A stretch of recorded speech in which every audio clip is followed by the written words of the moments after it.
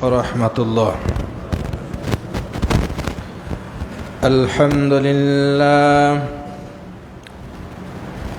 نحمده ونستعينه ونستغفره ونعوذ بالله من شرور أنفسنا ومن سيئات أعمالنا. من يهده الله فلا مضل له ومن يضلله فلا هادي له.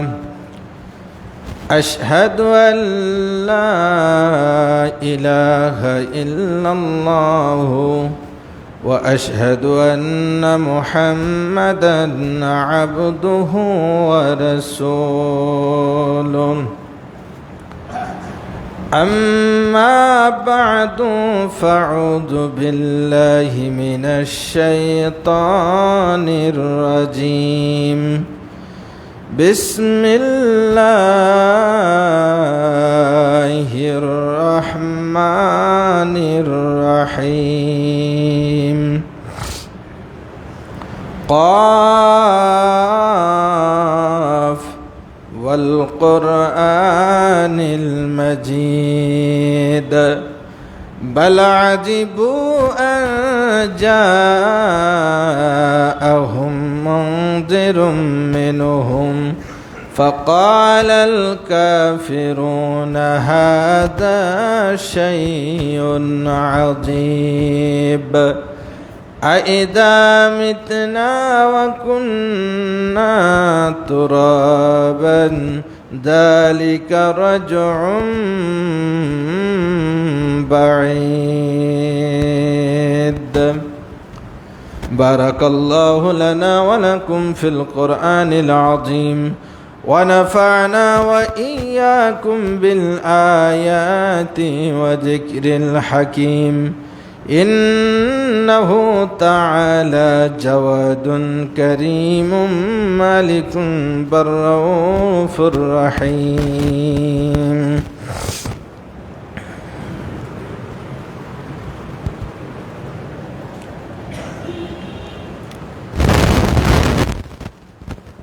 الحمد لله الذي لم يزل عالما قد يرى حيا قيوما سميعا بصيرا. أشهد أن لا إله إلا الله وأشهد أن محمدا عبده ورسوله. أما بعد فأعوذ بالله من الشيطان الرجيم. بسم الله الرحمن الرحيم. واعبد ربك حتى يأتيك اليقين.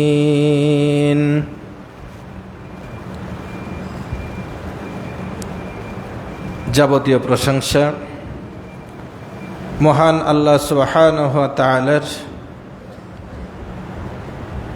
শাহী দরবারে নিবেদন করছি যে আল্লাহ তাআলা আমাদের পবিত্র মাহে রমাদান শেষে শাওয়াল মাসের প্রথম জুমায় অত্র বায়তুল ফালাহ জামে মসজিদে জমায়েত হওয়ার তৌফিক দান করেছেন। সকলেই সেই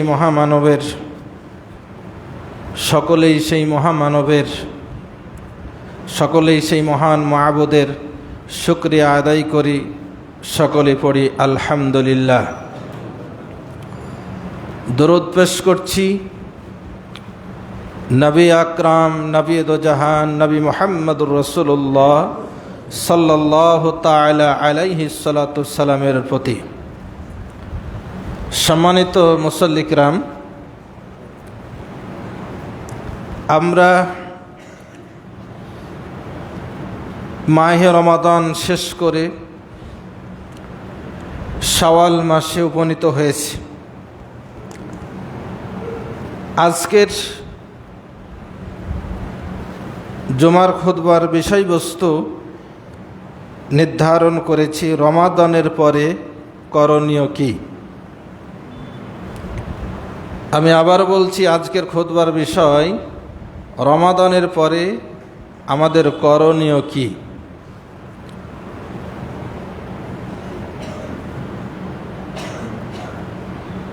অত্যন্ত মনোব্যথা, মনোকষ্ট নিয়ে এই শিরোনামটা, এই বিষয়ের উপর আলোচনার নিয়ত করেছি। কারণ রমাদানে আমাদের যে ইবাদতের গতি ছিল, বিশেষ করে সালাতের ক্ষেত্রে আমাদের মুসল্লির আধিক্য ছিল, কিন্তু রমাদানের বিদায়ের সাথে সাথে আমাদের অনেকের সালাত শেষ হয়ে গেছে, ছেড়ে দিয়েছি। অনেক নেক আমলের অভ্যাস ছিল, সেটা ছেড়ে দিয়েছি। কিন্তু এটা কি একজন মুসলমান হিসেবে আমাদের করণীয়? কখনোই নয়। আল্লাহ তাআলা এক মাসের জন্য কোনো ইবাদত, শুধু রমাদানে ইবাদত করতে হবে এমন কোনো বিষয়টা এভাবে বলেননি। আল্লাহ সুবহানাহু ওয়া তাআলা সূরা হিজরের ৯৯ নম্বর আয়াতের মধ্যে ইরশাদ করছেন, ওয়া'বুদ রাব্বাকা হাত্তা ইয়াতিয়াকাল ইয়াকিন। হে রাসূল, আপনি ইবাদত করুন আপনার রবের ততক্ষণ পর্যন্ত যতক্ষণ পর্যন্ত আপনার কাছে মৃত্যু না আসে। অর্থাৎ একজন মুমিনের ইবাদতের স্থায়িত্ব হবে মৃত্যু পর্যন্ত। যতক্ষণ মৃত্যু না আসবে কোনো মুমিন নিশ্চিন্তে ইবাদত ছেড়ে দিয়ে বসে থাকতে পারে না।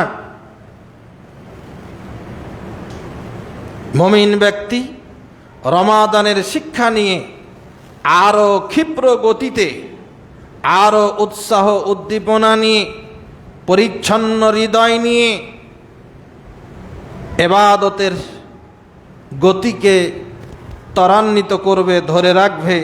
এটাই ছিল প্রত্যাশিত। কিন্তু আমাদের অবস্থা হয়েছে ঠিক তার উল্টো। রমাদানের পরের সবচেয়ে গুরুত্বপূর্ণ দিন হলো শাওয়াল মাসের ১ তারিখ। শাওয়াল মাসের এই ১ তারিখের দিনটি এত গুরুত্বপূর্ণ। এই দিনে অনুষ্ঠিত হয় মুসলিম মিল্লাতের অন্যতম ধর্মীয় উৎসব ঈদ উল ফিতর। একজন সায়েম যখন সকালবেলা ফিতরা আদা করে দিয়ে পরিষ্কার পরিচ্ছন্ন পোশাকে আল্লাহর তাকবীর তথা বড়ত্ব ঘোষণা করতে করতে ঈদগাহে গিয়ে হাজির হয়,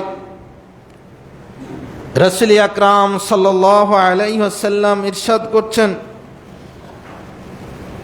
মিশকাত শরীফের ২০৯৬ নম্বর হাদিস, ফাইজা কানা ইয়াউমু ঈদিহিম আই ইয়াউমু ফিতরিহিম, যখন রোজাদারদের ঈদুল ফিতরের দিন আসে, বাহা বিহিম মালাইকাতাহু, আল্লাহ সুবহানাহু ওয়া তাআলা তার ফেরেশতা মণ্ডলীকে ডেকে গর্ববোধ করেন।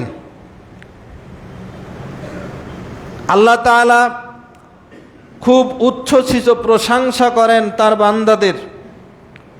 ফেরেশতাদের ডাক দিয়ে বলেন, ইয়া মালাইকাতি, এ আমার ফেরেশতারা, মা জাযাউ আজিরিন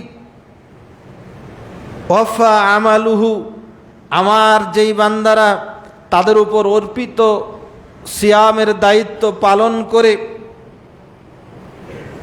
তারা ইউআজ্জুনা ইলা দুআ, দ্রুত তারা ঈদগাহের সালাত আদায়ের জন্য ঈদের মাঠে হাজির হয়েছে, আমি তাদেরকে কি ধরনের পুরস্কার দেব?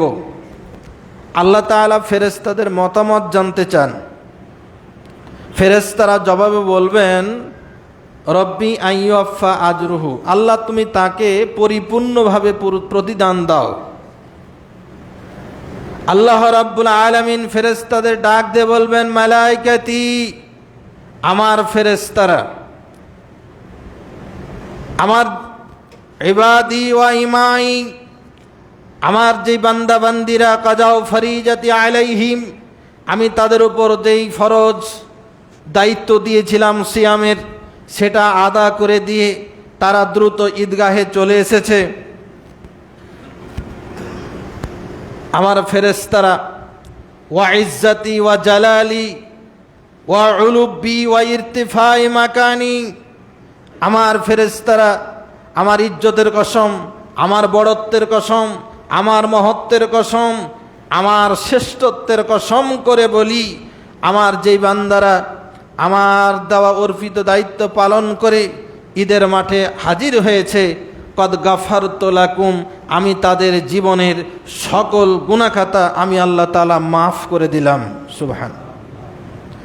শুধু মাফ নয় ফেরেশতারা, ওয়াকাদ বাদদালতু সাইয়্যাতুহুম বিল হাসানাত, আমি তাদের সকল গুনাহগুলোকে আমি নেকি দ্বারা পরিবর্তন করে দিলাম। ক্বালা ফায়ারজিউনা মাগফুরান লাহুম, বর্ণনাকারী সাহাবী বলেন,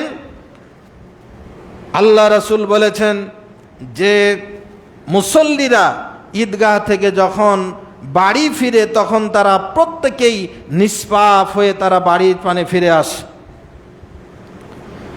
সম্মানিত উপস্থিতি, এই বর্ণনাটা এজন্য বললাম, একজন প্রকৃত রোজাদার ঈদের মাঠ থেকে যখন বাড়িতে ফিরে আসে তখন নিষ্পাপ হয়ে ফিরে আসে।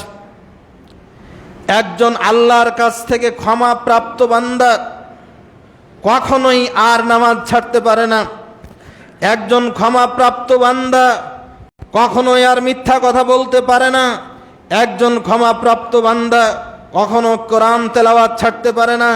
একজন ক্ষমাপ্রাপ্ত বান্দা কখনো কোরআনের বিরুদ্ধে কথা বলতে পারে না।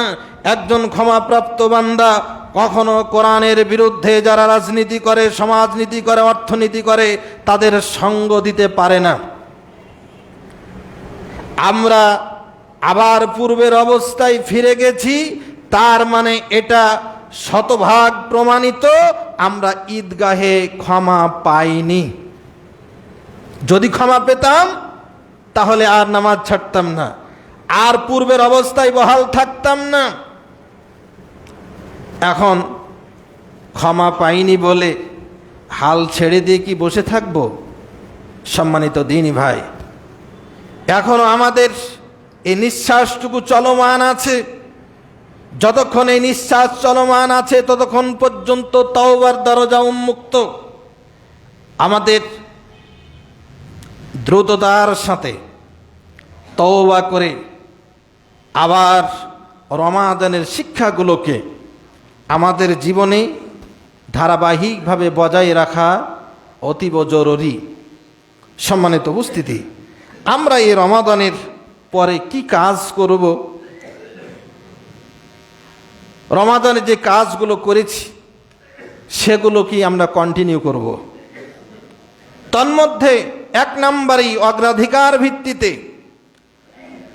সালাতকে আমরা কায়েম করব, সালাত আমরা আদা করব যেভাবে আমরা রমাদানে আদায় করেছি। আল্লাহ রাব্বুল আলামিন কোথাও শুধু জুমার দিনে, কোথাও শুধু রমাদান মাসে সালাত আদায়ের কথা বলেননি, বরং একজন মুসলমানের উপর সালাতের দায়িত্ব হলো যখন তার উপর 10 বছর বয়স হয়ে যায় তখন থেকে মৃত্যু পর্যন্ত জ্ঞান থাকা মাত্র, যতক্ষণ জ্ঞান থাকবে তার ততক্ষণ পর্যন্ত সালাত মাপ নাই। সালাতের কিছু হয়তো ফ্যাসিলিটি আছে, সফরে গেলে কসরের কথা বলা হয়েছে, জিহাদের ময়দানেও সালাত মাপ নাই। সালাতুল খাউফের কথা বলা হয়েছে, 4 রাকাত বিশিষ্ট নামাজে 2 রাকাত একদল মুসল্লি নামাজ পড়বে, 2 রাকাত পাহারা দেবে। এদের 2 রাকাত হয়ে গেলে পাহারাদার গোষ্ঠী আবার তারা সালাতে শামিল হবে, আর এই 2 রাকাত আগে যারা পড়েছে তারা তখন বাকি মুসল্লিদের পাহারা দেবে। কিন্তু সালাত কখনো মাপ নয়। সম্মানিত উপস্থিতি, আল্লাহ রাব্বুল আলামিন কোরআনুল কারীমে আকিমুস সালাহ আকিমিস সালাহ বহুবার বলেছেন, কিন্তু আমরা এটা ধরে রাখতে পারছি না। তার মানে আমরা নিজেকে সংশোধন করিনি। সম্মানিত উপস্থিতি, শুধু যারা নামাজ ছাড়ছে তারাই কি শুধু অপরাধী? না, আমরা যারা নামাজ পড়ছি, নামাজ পড়াচ্ছি, আমরাও অপরাধী। অপরাধী কেমন? আল্লাহ তাআলা যেমন নামাজ ফরজ করেছেন, সালাত ফরজ করেছেন, সালাতটা নির্দিষ্ট টাইমেই ফরজ করেছেন। সূরা নিসার 103 নম্বর আয়াত আল্লাহ রাব্বুল আলামিন বলেন, ওয়াকিমুস সালাম, আমার বান্দারা তোমরা সালাত কায়েম করো, ইন্নাস সালাতা কানাত আলাল মুমিনিনা কিতাবাম মাওকুতা, নিশ্চয় সালাত নির্ধারিত টাইমে ফরজ। সালাত যেমন ফরজ, যথা সময়ে সালাত আদা করাটাও ফরজ। আন্না রাজুলান সাআলান নবী সাল্লাল্লাহু আলাইহি ওয়াসাল্লাম, সহিহ বুখারীর riwayat, একজন ব্যক্তি আল্লাহ রাসূল সাল্লাল্লাহু আলাইহি সাল্লামকে জিজ্ঞেস করলেন, আইয়ুল আমালি আফদাল ইয়া রাসূলুল্লাহ, হে আল্লাহ রাসূল, কোন আমলটা আল্লাহর কাছে সর্বাধিক প্রিয়, সবচেয়ে শ্রেষ্ঠ ইবাদত কোনটা? নবীজি সাল্লাল্লাহু আলাইহি সাল্লাম বললেন, as-salatu liwaqtiha, সময় মতো সালাত আদা করা, ওয়া বিররুল ওয়ালিদাইন, পিতামাতার সাথে সদ্ব্যবহার করা আল্লাহ তাআলার কাছে সর্বশ্রেষ্ঠ আমল। সুম্মাল জিহাদ ফি সাবিলিল্লাহ, এরপরে হচ্ছে আল্লাহর রাস্তায় জিহাদ করা। তাহলে সালাতকে নির্ধারিত টাইমে আদা করা, এটা হলো আল্লাহর কাছে প্রিয় এবং আল্লাহ তাআলার ফরজকৃত একটা বিধান। নির্দিষ্ট টাইমকে অবহেলা করে যারা বেটাইমে নামাজ পড়বে, আল্লাহ তাআলা তাদের জন্য বলছেন, ফাওয়াইলুল লিল মুসাল্লিন আল্লাযীনা হুম আন সালাতিহিম সাহুন, যারা নামাজ সম্পর্কে গাফেল তাদের জন্য ওয়াইল দোজক রয়েছে। নামাজ পড়ে না বেনামাজিদের জন্য ওয়াইল তা নয়, 2 শ্রেণীর নামাজিদের জন্য ওয়াইল দোজক। এক শ্রেণী হলো যারা নামাজ সম্পর্কে গাফেল, অর্থাৎ যথা সময়ে সালাত আদা করে না। মসজিদে পড়লে কি বাড়িতে 2টা ঠক দিয়ে দিল মনে করলেন, আর জোহরের সালাত একেবারে বিলম্বে, আসরে বিলম্বে, ইচ্ছা মতো, গুরুত্ব, আচ্ছা পড়ছি, পড়তে হয় পড়বো, 3 ওয়াক্তের একসাথে পড়ে নিল। এই যে এলোমেলো খামখেয়ালি ভাবে। আর যারা মানুষকে দেখানোর জন্য সালাত আদা করে, এদের জন্য ওয়াইল। তো বলছিলাম, আমরা এক শ্রেণীর মানুষ সালাত ছেড়ে দিয়ে অন্যায় করেছি রমাদানের পরে, আর এক শ্রেণীর মানুষ আমরা সালাতকে বিলম্ব করে দিয়েছি।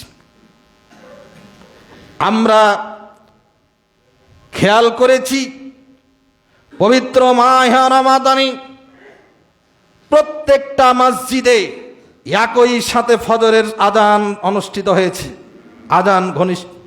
আজান হয়েছে একসাথে প্রত্যেকটা মসজিদে।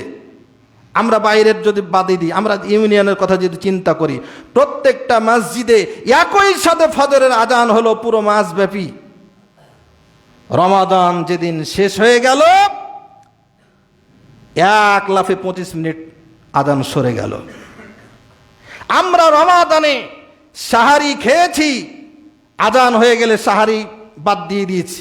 এখন যদি ওই বিলম্বিত আজান শোনা পর্যন্ত যদি আমরা সাহারি খেতে থাকি, কি অবস্থা হবে? সালাত সিয়াম হবে? কখনোই নয়। তাহলে আল্লাহ রাব্বুল আলামিন কোন বিধান নাজিল করলেন আলেমদের কাছে? রমাদান মাসে আউয়াল ওয়াক্তে সালাত পড়তে হবে, আর বাকি 11 মাস সালাত আদা করতে হবে একেবারে বিলম্বে। এই ভাগটা কে করল? কে দিল আমাদের আলেমদেরকে? অথচ আমাদের এটা দৃশ্যমান। সম্মানিত উপস্থিতি, আউয়াল ওয়াক্তে প্রথম ওয়াক্তে সালাত আদা করা ফরজ। ইচ্ছাকৃতভাবে কেউ যদি সালাতকে এইভাবে বিলম্বিত করে, তাহলে সাহুনদের কাতারে, আল্লাযীনা হুম আন সালাতিহিম সাহুনদের কাতারে পড়ে যাওয়ার সম্ভাবনা আছে। পড়ে যাবে আমি বলছি না, অত বড় মুফতি আমি হইনি, তবে সম্ভাবনা আছে। কাজে আমাদের উচিত রমাদান পরবর্তী সময়ে সালাতকে কন্টিনিউ করা এবং যথা সময় আদায় করা। এটা আমাদের প্রধানতম দায়িত্ব এবং কর্তব্য রমাদানের পরে। 2 নম্বর, কিয়ামকে কন্টিনিউ করা। কিয়াম মানে এই যে আমরা তারাবির নামাজ পড়লাম, আল্লাহ রাসূল সাল্লাল্লাহু আলাইহি ওয়াসাল্লাম বললেন, মান কামা রমাদানা ঈমানান ওয়া ইহতিসাবান গুফিরা লাহু মা তাকাদ্দামা মিন জামবি। যারা রমাদানে কিয়াম করবে তাদের অতীত জীবনের গুনাহ মাফ হয়ে যাবে। তো এই যে কিয়াম, আমরা মনে করেছি যে তারাবি শুধুমাত্র রমজান মাসের জন্য আমল, এরপরে বুঝি আর কোনো কাজ নাই।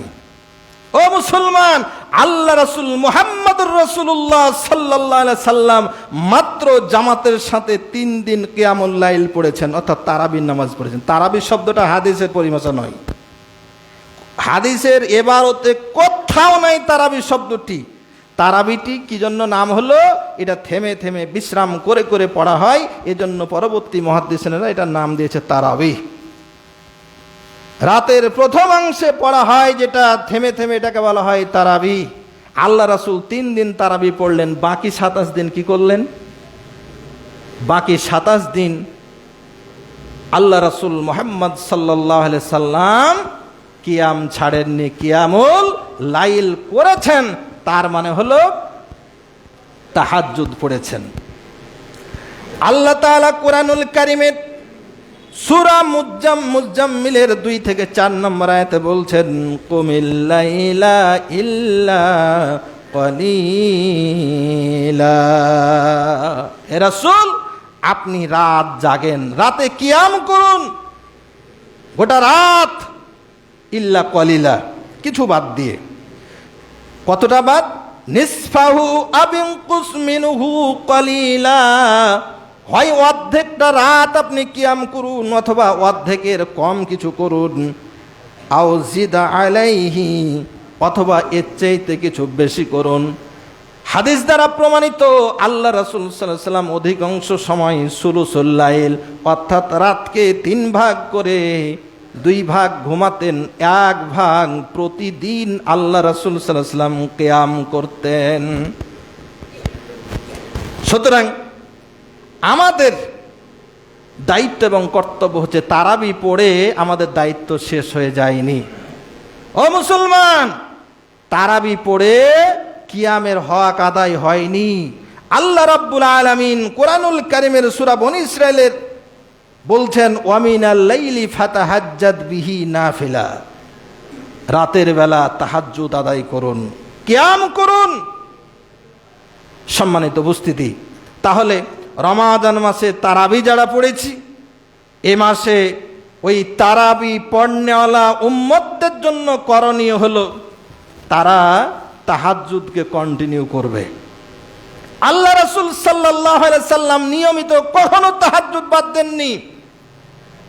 সূরা মুজাম্মিলের 20 নম্বর আয়াতে আল্লাহ তাআলা বলছেন, ইন্না রাব্বাকা ইয়ালাম, আপনার রব জানেন, ইন্নাকা তাকুমু আদনা মিন সুলুসাইল লাইল, আপনার রব জানেন আপনি রাতে 3 ভাগের 1 ভাগ জাগেন, কিয়াম করেন। আপনার সাথে আপনার ইমানদারদের মুমিনরাও কিছু রাত জাগে। এ আয়াতের মধ্যে আল্লাহ তাআলা বলছেন যে হ্যাঁ, সবাই জাগতে পারবে তা নয়, অনেকে আছে তারা দিনের পথে জিহাদরত থাকে, অনেকে আছেন যারা অসুস্থ, সুতরাং অসুস্থ নয়, দিনের পথে জিহাদে রত নাই, ইসলামের অন্য গুরুত্বপূর্ণ কাজে ব্যস্ত নাই, এমন মানুষদের প্রত্যেকেরই উচিত এই কিয়ামুল লাইলকে কন্টিনিউ করা। এটা আল্লাহ সুবহানাহু ওয়া তাআলার যদিও নফল, কিন্তু কোরআনের যেহেতু আয়াত, সূরা বনী ইসরাইলের ৭৯ নম্বর আয়াতে আল্লাহ তাআলা তাকিদের সাথে বলছেন, ওয়া মিনাল লাইলি ফাতাহাজ্জাদ বিহি, রাতের বেলা তাহাজ্জুদ আদায় করো, চেষ্টা করো। সালাতুল লাইলি মাসনা মাসনা, রাতের নামাজ 2 রাকাত 2 রাকাত করে করে আদায় করুন। আল্লাহ রাসূল সাল্লাল্লাহু আলাইহি ওয়াসাল্লাম রমাদান, গায়ের রমাদান 11 রাকাতের বেশি আদায় করতেন না মর্মে সহিহ হাদিস দ্বারা সাব্যস্ত। সুতরাং আমরা 8 রাকাত কিয়ামুল লাইল এবং 3 রাকাত বেতর পড়ার অভ্যাস চালু রাখবো। আল্লাহ সুবহানাহু ওয়া তাআলা আমাদের সকলকেই সে আমল করার তৌফিক দান করুন, আল্লাহুম্মা আমিন। তৃতীয় যে আমলটি, সেটি হলো আমরা রমাদানে সিয়াম পালন করেছি, আমাদের উচিত হচ্ছে এই সিয়ামকে কন্টিনিউ করা, সিয়ামটাকে নিয়মিত করা, চলমান রাখা। কিভাবে চলমান রাখবো? মুসলিম শরীফের 1164 নম্বর হাদিস, আল্লাহ রাসূল সাল্লাল্লাহু আলাইহি ওয়াসাল্লামের সাহাবী আবু আইয়ুব আনসারী রাদিয়াল্লাহু তাআলা আনহু হাদিস বর্ণনা করে বলেন, রাসূলুল্লাহ সাল্লাল্লাহু আলাইহি ওয়াসাল্লাম বলেছেন, মান সামা রমাদানা সুম্মা আতবাহু সিত্তাম মিন শাওয়ালিন কানা কা সিয়ামিদ দাহার, যারা রমাদানে সিয়াম পালন করলো, এরপরে শাওয়াল মাসে 6টা সিয়াম পালন করলো, কানা কা সিয়ামিদ দাহার, সে যেন গোটা বছরই সিয়াম পালন করলো। সুবহানাল্লাহ। সুতরাং আমাদের দায়িত্ব হচ্ছে, রমাদানের পরে অন্যতম দায়িত্ব হচ্ছে এই মাসে 6টা রোজা রাখা। গোটা বছরের কেমন করে হয়? আল্লাহ তাআলা কোরআনুল কারীমে বলছেন, হাদিসে এসেছে, আল্লাহ তাআলা মুমিন বান্দার প্রত্যেকটা আমলকে 10 গুণ করে বাড়ান। রমাদানে 30টি রোজাকে 10 গুণ করলে 300 দিন হয়, তাহলে বছর তো হয় 365 দিন, ইংরেজিতে অবশ্য, আরবিতে 360 বা তারও কম হয়। তাহলে এই যে বাকি 60 দিন কভার করার জন্য এই শাওয়াল মাসে 6টা যারা করলো, 6 10 60, 60 দিনের সওয়াব আল্লাহ রাব্বুল আলামিন বাকি 60 দিনের সওয়াবকে পূর্ণ করার জন্য এই 6টা রোজাকে আল্লাহ রাব্বুল আলামিন তার রাসূলের মাধ্যমে শরীয়ত সিদ্ধ করে দিলেন।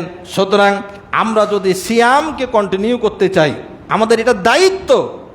সূরা আলাম নাসরার মধ্যে আল্লাহ তাআলা বলছেন, ফাইজা ফারাগতা ফাংসব, যখন ফরজ ইবাদত থেকে অবসর হবে, ওয়াইলা রব্বিকা ফারগব, তখন তোমার রবের দিকে আত্মনিয়োগ করো। এই ব্যাখ্যাতে যেমন নফল সালাতের কথা, দোয়ার কথা যেমন এসেছে, তেমন ফরজ সালাত হয়ে গেলে এই শাওয়াল মাসে 6টা সিয়াম পালনের গুরুত্ব দেওয়া হয়েছে। এই 6টা সিয়াম এর ক্ষেত্রে প্রশ্ন আছে যে আগে যদি কারো কাজা থাকে কাজা করবে না এইটা করবে। উত্তম হলো যদি রমাদানের কাজা থেকে থাকে, কাজাটা আগে করে নিয়ে শাওয়ালের 6টা সিয়াম পালন করবেন। কিন্তু যদি এই 2টা করতে গিয়ে কারো কষ্টসাধ্য হয়ে যায়, তাহলে আগে এই নফলটি করে নেবেন, বাকি 11 মাসের মধ্যে কাজাটি আদায় করার সুযোগ পাবেন ইনশাআল্লাহ। শাওয়াল মাসের এই 6টি রোজা একাধারেও করতে পারেন, আবার বাদ দিয়েও করতে পারেন। শুধুমাত্র 1 তারিখে অর্থাৎ ঈদুল ফিতরের দিন করা যাবে না, আর 30 তারিখের জন্য অপেক্ষা করবেন না, কারণ শাওয়াল যদি 29-এ হয়ে যায় তখন কিন্তু আর 6টা জোটাতে পারবেন না। এজন্য এই 6টা রোজার ক্ষেত্রে 1 বাদ আর 30 বাদ, বাকি এই 28 দিনের মধ্যে যে কোনো দিন এই সিয়াম পালন করতে পারবো ইনশাআল্লাহ। শুধু এই 6টা নয়, সিয়ামকে কন্টিনিউ করার জন্য, নিয়মিতকরণ করার জন্য আইয়াম বীজের প্রত্যেক চাঁদের 13, 14, 15 সাপ্তাহিক সোমবার এবং বৃহস্পতিবার এই সিয়ামগুলো রাখার অভ্যাস আমাদের গড়ে তুলতে হবে। তাহলে সিয়াম অর্থাৎ রমাদানের রোজার যে শিক্ষা এটা চলমান থাকবে। আল্লাহ সুবহানাহু ওয়া তাআলা আমাদের তৌফিক দান করুন, আমিন। আর যে আমলটা করব, রমাদানে আমরা অনেকেই কোরআন তেলাওয়াত করেছি, রমাদানের পরে কোরআনকে আবার পেঁচিয়ে রেখে দিয়েছি, না, এটা উচিত নয়। আল্লাহ তাআলা রাসূল সাল্লাল্লাহু আলাইহি ওয়াসাল্লাম বলছেন, আস-সিয়াম ওয়াল কোরআন ইয়াসফাআন লিল আবদ, সিয়াম এবং কোরআন বান্দার জন্য হাসরের ময়দানে সুপারিশ করবে।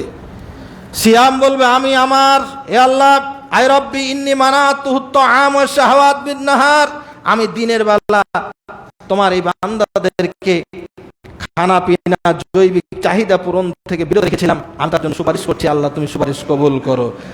আর কোরআন বলবে, মানাতুহুন নাওম বিল লাইল, আল্লাহ আমি তোমার এই বান্দাদের জন্য রাতের ঘুমটাকে নিষেধ করে দিয়েছিলাম। রমাদানে যেমন দাঁড়িয়ে তারা তারাবি পড়েছে, রমাদানের বাইরেও তারা তাহাজ্জুদ পড়ে রাতের ঘুমকে আমি কিছু অংশ টেনে নিয়েছিলাম। সুতরাং রব্বুল আলামিন আমার সুপারিশ কবুল করো, তোমার এই বান্দাকে তুমি জান্নাত দাও। হাদিসের শেষাংশে বলা হয়েছে ফায়ুসাফফাআন, সিয়াম এবং কোরআনের সুপারিশ আল্লাহ তাআলা গ্রহণ করে এই সায়েম এবং কারিউল কোরআন, যারা কোরআনের পাঠক, আল্লাহ তাআলা তাদেরকে জান্নাতের ব্যবস্থা করে দেবেন, সুবহানাল্লাহ। সুতরাং নিয়মিতভাবে আমাদের কোরআন তেলাওয়াত অব্যাহত রাখতে হবে। শুধু কোরআন তেলাওয়াত নয়, কোরআনকে ব্যক্তি জীবনে, সমাজ জীবনে, রাষ্ট্র জীবনে বাস্তবায়ন করাও জরুরি। কোরআন শুধু পড়ার জন্য নাজিল হয় নাই, কোরআন বুঝে বাস্তবায়ন করার জন্যই আল্লাহ তাআলা কোরআন নাজিল করেছেন। সুতরাং আমাদের জন্য রমাদান পরবর্তী সময়ে আমাদের জন্য অতীব গুরুত্বপূর্ণ দায়িত্ব হচ্ছে কোরআন শিখা, কোরআন বুঝা এবং কোরআনকে সমাজের সর্বস্তরে বাস্তবায়নের প্রচেষ্টা অব্যাহত রাখা। 5 নম্বর যে দায়িত্বটি হচ্ছে আমাদের, সেটি হলো দান খয়রাতকে আমাদের নিয়মিত করে। আমরা সাধারণত রমাদান মাসে বেশি দান করতে অভ্যস্ত, কিন্তু শুধু রমাদানের মধ্যে দানের সীমাবদ্ধ থাকলে চলবে না, এটাকে আমাদের নিয়মিত করতে হবে। কারণ আল্লাহ রাসূল সাল্লাল্লাহু আলাইহি ওয়াসাল্লাম বলেছেন, মানুষ যখন মারা যায় তার সব আমল বন্ধ হয়ে যায়। মানুষ যখন মরে যায়, মরা মানুষের কাছে সওয়াব পাঠানোর সব রাস্তা বন্ধ হয়ে যায়। 3টা রাস্তা কেবল চালু থাকে, তার মধ্যে 1 নম্বর যে রাস্তাটা সেটা হলো সাদাকায়ে জারিয়া, চলমান দান, যেটা সেটা চলমান থাকে। সুতরাং আমরা যেহেতু রমাদানের মধ্যে মরি নাই, বেঁচে আছি, তার মানে যে কোনো মুহূর্তে মারা যেতে পারি। আমি মারা যাওয়ার পরে আমার কবরের সওয়াবটাকে ধারাবাহিকতা বজায় রাখার জন্য, কবরে বসে থেকে শুয়ে থেকে সওয়াব প্রাপ্তির জন্য দান সাদাকা অব্যাহত রাখা দরকার, নিয়মিত করা দরকার। কারণ দান এমন একটা ইবাদত, আল্লাহ রাসূল সাল্লাল্লাহু আলাইহি ওয়াসাল্লাম বলছেন, ইন্না সাদাকাতা লা তুতফিউ গাদাবার রব্বি, দান আল্লাহর রাগকে মিটে দেয়। ওয়া তাদফাউ মিতাতা সাউয়ে, এবং খারাপ মৃত্যুর হাত থেকে এই দানটা বাধা দেয়। অর্থাৎ একজন মানুষ যদি নিয়মিতভাবে দান করে, আল্লাহ তার উপর রাগ করে থাকেন না, আর ওই লোকটার মৃত্যু খারাপ মৃত্যু হয় না, অর্থাৎ ভালো জায়গায় ইমানি মওত হয়। এই হাদিস থেকে জানা গেল। আল্লাহ তাআলা রাসূল সাল্লাল্লাহু আলাইহি ওয়াসাল্লাম বলছেন, আমরা যারা রমজানে দান করেছি তারপরে দান চলমান রাখি না, তাদের জন্য একটা হাদিস আল্লাহ রাসূল সাল্লাল্লাহু আলাইহি ওয়াসাল্লাম সহিহ বুখারীর 1442 নম্বর হাদিসে বলছেন, আবু হুরায়রা রাদিয়াল্লাহু তাআলা আনহু বর্ণনা করে বলেন যে আল্লাহ রাব্বুল আলামিন প্রত্যেক দিন, ইন্নাল্লাহা, নিশ্চয় আল্লাহ তাআলা প্রত্যেক দিন যখন বান্দা সকাল করে, একজন মানুষ যখন সকালবেলা ঘুম থেকে উঠে প্রত্যেক মানুষের কাছে আল্লাহ তাআলা 2 জন ফেরেশতা পাঠান। আপনি নামাজি হলো আপনার কাছে আছে, বেনামাজি হলেও আছে, ইমাম হলেও আছে, মুক্তাদি হলেও আছে। প্রত্যেকটা মানুষের কাছে সকালবেলা 2 জন ফেরেশতা আছে যখন সে ঘুম থেকে উঠে। আসার পরে ওই ব্যক্তির কাছে এসে একজন ফেরেশতা বলে, আল্লাহুম্মা আতি মুনফাকান খলাফান, আল্লাহ যে ব্যক্তি দান করতে থাকে তার জন্য তুমি উপযুক্ত প্রতিদান দিতে থাকো। আল্লাহ তোমার এই বান্দা যদি দান করে, আল্লাহ তুমি তাকে উপযুক্ত প্রতিদান দাও। ওয়ায়াকুলুল আখার, অপর ফেরেশতা বলে, আল্লাহুম্মা আতি মুমসিকান তালাফান, আল্লাহ তোমার যে বান্দা দান করবে না, আল্লাহ তাআলা তুমি তাকে ধ্বংস করে দাও। এই ঘোষণা শুধু রমাদান মাসে নয়, সহিহ বুখারীর রিওয়ায়াতে প্রমাণ হয় বছরের 365 দিন যখনই সকালবেলা আমরা ঘুম থেকে উঠব, প্রত্যেকের কাছে 2 জন ফেরেশতা আসবে। একজন এসে বলে, আল্লাহ এই লোকটা যদি দানশীল হয় একে প্রতিদান দাও, এর সম্পদ বাড়ায় দাও, একে সুখে শান্তিতে রাখো দুনিয়াতে আখেরাতে, আর যদি এ দান না করে একে ধ্বংস করে দাও। ফেরেশতা বলে প্রত্যেক দিন সকালবেলা এসে। এখন আমাদের উচিত এই দানের ধারাটাকে অব্যাহত রাখা। যদিও 1 টাকা হয়, 1টি টাকা হলেও প্রতিদিন দান অব্যাহত রাখা দরকার। আল্লাহ রাসূল সাল্লাল্লাহু আলাইহি ওয়াসাল্লামের সাহাবীদের অনেকের সম্পদ ছিল না। যখন আল্লাহ রাসূল এইভাবে হাদিসগুলো বললেন, সাহাবীরা বাজারে ছুটে দিতেন, কুলিগিরির কাজ করতেন, মানুষের বোঝা বহন করে সামান্য যা পেতেন সেটা দিয়ে তারা দান সাদকা করতেন। সুতরাং বসে থাকার কোনো সুযোগ নাই। চাকরি হয় না বলে বেকার বসে থাকবে যুবক, না, এই সুযোগ নাই। তুমি ব্যবসা করে কিছু না কিছু উপার্জন তোমাকে করতেই হবে। আল্লাহ রাসূল সাল্লাল্লাহু আলাইহি সাল্লামের সাহাবী যদি কুলিগিরি করতে পারে, তুমি বাদাম বেচতে পারবে না কেন? সুতরাং ঘুষ দিয়ে চাকরি নেওয়ার জন্য ছুটোছিটে না করে তুমি কর্মে আত্মনিয়োগ করো, তুমি উদ্যোক্তা হও, ব্যবসা করো, শ্রম বিনিয়োগ করো, এবং সেখান থেকে যদি তুমি আল্লাহর রাস্তায় দৈনিক 1টা করে টাকা খরচ করো, আল্লাহ রাসূল সাল্লাল্লাহু আলাইহি সাল্লাম সহিহ বুখারীর riwayat প্রমাণ করছে, আল্লাহর ফেরেশতা দৈনিক তোমার কাছে সকালবেলা এসে বলবে, আল্লাহ তোমার এই বান্দাকে উপযুক্ত উপার্জনের ব্যবস্থা করে দাও। সুতরাং রমাদানের পরে আমাদের দায়িত্ব হচ্ছে দৈনিক দানে অভ্যস্ত থাকা। সম্মানিত বুঝতে, 6 নম্বর যে দায়িত্বটি হচ্ছে আমাদের রমাদানের পরে, রমাদানে শয়তানকে বন্দী রাখা হয়েছিল আমাদের কঠিন শত্রু বলে। সুতরাং আমরা, আল্লাহ তাআলা বলছেন, ইন্না শাইতানা লাকুম আদুব, নিশ্চয় শয়তান তোমাদের শত্রু, ফাত্তাখিজুহু আদুব্বা, আমার বান্দারা তোমরা শয়তানকে শত্রু হিসাবেই গণ্য করো। 12 মাস শয়তানকে শত্রু হিসেবে চেনে শয়তানের কাজ থেকে আমাদের বিরত থাকতে হবে। সুদ ঘুষ থেকে শুরু করে যত অন্যায় অনাচার আছে সব কিছু থেকে বিরত থাকতে হবে। কিন্তু দুর্ভাগ্যজনক হলো সত্য, ঈদের মাঠে ঈদ থেকে নিয়ে আমরা যে গান বাজনার আসর জুড়েছি, পিকনিক আয়োজন, কত ধরনের অশ্লীল বেহায়াপনার সাগরে আমরা ভেসে গেছি। বিভিন্ন পিকনিক স্পটে বেহায়াভাবে গমন চলছে, গোসল চলছে সমুদ্র সৈকতগুলোতে বেহায়াপনাভাবে। কি একটা অবস্থা! শয়তানের হাত থেকে বেঁচে থাকা দরকার। এই গত রাতেও রাত 2টা 3টা বেজে যাচ্ছে, তবুও বিকট শব্দে গান বাজতে আছে। মাআযাল্লাহ, এই রানীহাটির বুকে বিকট শব্দে রাত 2টা 3টা পর্যন্ত ঘুমাচ্ছে না গানের বাজনার ঠেলাতে। কারা এরা? ওরা তো আমার সন্তান, আমার ভাই, আপনার বেটা, আপনার বেটি, মুসলমানের সন্তান। রাত 2টা পর্যন্ত 3টা পর্যন্ত গান বাজাবে, আবার সকালবেলা তো গান বাজছে, সারাদিন গানের মধ্যেই চলছে। আমাদের বিরত থাকা দরকার। শুধু তাই নয়, আমরা এবার গভীর দুঃখের সাথে লক্ষ্য করলাম, ঈদের দিন বাংলাদেশে ঈদ র্যালি হলো। ওই বৈশাখ, পহেলা বৈশাখে যেমন এই বাতিল চিন্তাধারার মানুষগুলো যেমন মঙ্গল শোভাযাত্রা করত, ঠিক ওই আদলে এই সরকারের আমলে ঈদ যাত্রার একটা র্যালি করেছে। বিভিন্ন কার্টুন করে, বিভিন্ন গাধা টাধার মানুষ বসিয়ে, মূর্তি বানায়া, ঢোল তাবলা বাজায়া, বাঁশ বাজায় ঈদ র্যালি। নাউজুবিল্লাহ। এই নিকৃষ্ট ধর্মদ্রোহীরা কিছু অংশ পতিত হয়েছে, কিছু অংশ ক্ষমতা ছাড়া হয়েছে, কিন্তু তাদের দোসররা এখনো কেউ ঘাপটি মেরে বসে থেকে, প্রশাসনে বসে থেকে তারা এই ধরনের ইসলামী সভ্যতাকে নষ্ট করার ষড়যন্ত্রে লিপ্ত আছে।